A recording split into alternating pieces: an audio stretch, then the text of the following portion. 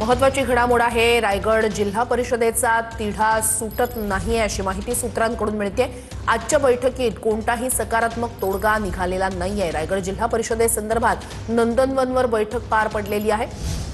सुनील तटकरे, उदय सामंत, एकनाथ शिंदे यांच्यात बैठक झाली आहे। तटकरे आणि शिंदेंमध्ये नंदनवनवरची ही बैठक। रायगड जिल्हा परिषदेत राष्ट्रवादी आणि भाजपची सत्ता या ठिकाणी येण्याची शक्यता आहे।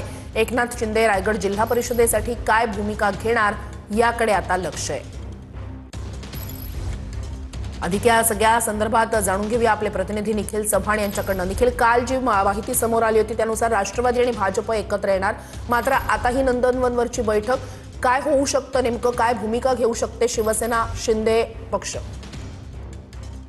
नक्कीच श्रुती, आपण पाहिलं तर रायगड जिल्हा परिषदेसाठी शिवसेना आणि एकनाथ शिंदे आहे तर ते ह्या ठिकाणी आहे ती सत्ता स्थापन करण्यासाठी राष्ट्रवादी सोबत आहे ते आग्रही होते, परंतु जो राष्ट्रवादी आणि शिवसेनेमधला जो तिढा आहे तो सुटलेला नाहीये। त्यामुळे काल ज्याप्रमाणे बैठक झाली, ज्याप्रमाणे बातम्या आल्या त्याप्रमाणे राष्ट्रवादी आणि भाजपची सत्ता आहे ती रायगड जिल्हा परिषदेवरती होते असं देखील या ठिकाणी दिसून येते। त्यामुळेच काल महत्वाची बैठक आहे ती नंदनवन बंगला या ठिकाणी एकनाथ शिंदे यांच्या उपस्थितीमध्ये काल सुनील तटकरे आणि उद्योगमंत्री उदय सामंत यांच्यामध्ये पार पडले आणि याच मध्ये सुनील तटकरे यांची समजूत घालण्याचा प्रयत्न आहे तो एकनाथ शिंदे त्यासोबतच उदय सामंत आणि शिवसेनेच्या वतीने करण्यात आला, परंतु या बैठकीत आहे तो व्यवस्थित तोडगा आहे तो निघालेला नाहीये। त्यामुळे आजच्या एकनाथ शिंदे यांच्या भूमिकेकडे पाहणं महत्त्वाचं राहणार आहे, कारण सत्ता स्थापनेसाठी नक्की एकनाथ शिंदे काय एक भूमिका घेतात किंवा मग काय